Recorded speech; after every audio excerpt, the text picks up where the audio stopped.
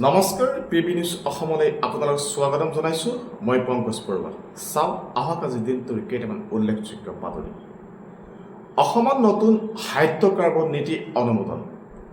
অসম কেবিনেটে নতুন হাইড্ৰ'কাৰ্বন নীতি অনুমোদন কৰিছে নতুন খনিজ আৰু খাৰুৱা তেলৰ মজুত বিচাৰি অনুসন্ধান অভিযানত উৎসাহিত কৰাৰ লক্ষ্যৰে এই নীতিত বিভিন্ন সুবিধা দিয়াৰ ব্যৱস্থা কৰা হৈছে মুখ্যমন্ত্ৰী হিমন্ত বিশ্ব শৰ্মাই কেবিনেট বৈঠকৰ পাছত এই কথা ঘোষণা কৰে গুৱাহাটীত নতুন সংসদ ডিচি কাৰ্যালয় উদ্বোধন অসমৰ মুখ্যমন্ত্ৰী হিমন্ত বিশ্ব শৰ্মাই আজি গুৱাহাটীৰ ৰূপনগৰত কামৰূপ মহানগৰ জিলাৰ নতুন ইণ্টিগ্ৰেটেড ডেপুটি কমিশ্যনাৰ্ছ অফিচ উদ্বোধন কৰে নতুন কাৰ্যালয়টোত বিভিন্ন প্ৰশাসনিক সেৱা একে ঠাইতে উপলব্ধ কৰাৰ ব্যৱস্থা কৰা হৈছে মুখ্যমন্ত্ৰীয়ে কয় যে এনে সংসদ জিলা কাৰ্যালয়ে নাগৰিকক অধিক সহজ আৰু দ্ৰুত সেৱা প্ৰদান কৰাত সহায় কৰিব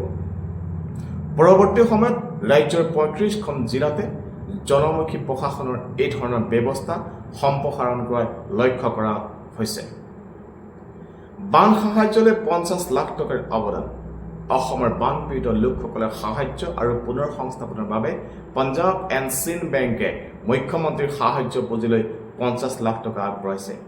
CSR কাৰ্যসূচীৰ অধীনত বেংকটোৱে এই সাহায্য আগবঢ়ায় নেট পৰীক্ষা ব্যৱস্থাক লৈ উচ্চতম ন্যায়ালয়ৰ গুৰুত্বপূৰ্ণ নিৰ্দেশ নেট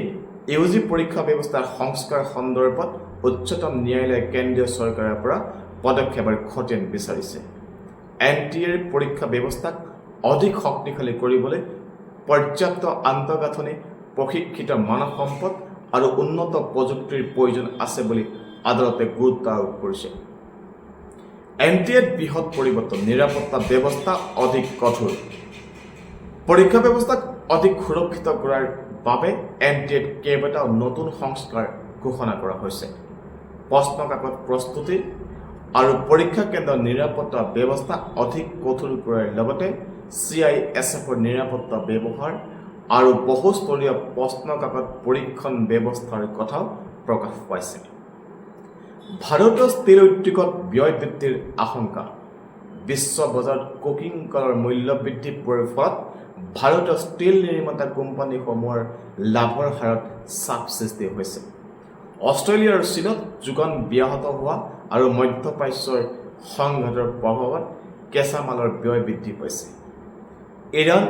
আমিৰাতৰ মাজত উত্তেজনা বৃদ্ধি ইৰাণৰ পৰা ক্ষেপণাস্ত্ৰ নিক্ষেপৰ অভিযোগ কেন্দ্ৰ কৰি ইৰাণ আৰু সংযুক্ত আৰৱ আমিৰাতৰ মাজত উত্তেজনা বৃদ্ধি পাইছে ইৰাণে অভিযোগ অস্বীকাৰ কৰিছে পৰিস্থিতিৰ প্ৰতি লক্ষ্য ৰাখি UAE ইৰাণৰ সৈতে বাণিজ্যিক আৰু বিত্তীয় লেনদেন স্থগিত কৰাৰ কথা ঘোষণা কৰিছে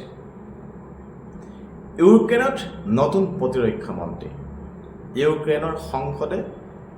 ইভানিল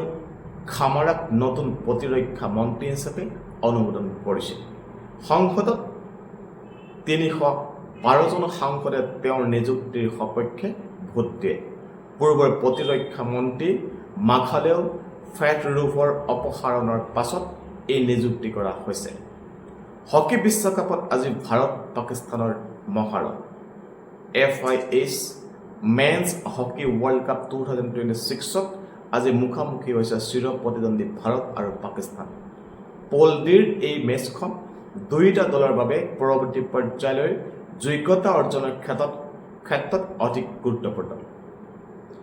বেডমিণ্টনত বিশ্ব চেম্পিয়নশ্বিপত ভাৰতৰ তাৰকা খেলুৱৈৰ অভিযান নতুন দিল্লীত চলি থকা BWF ৱৰ্ল্ড চেম্পিয়নশ্বিপ 2026ত আজি PV সিন্ধু লক্ষ্য সেন সাত্বিক সাইৰাজ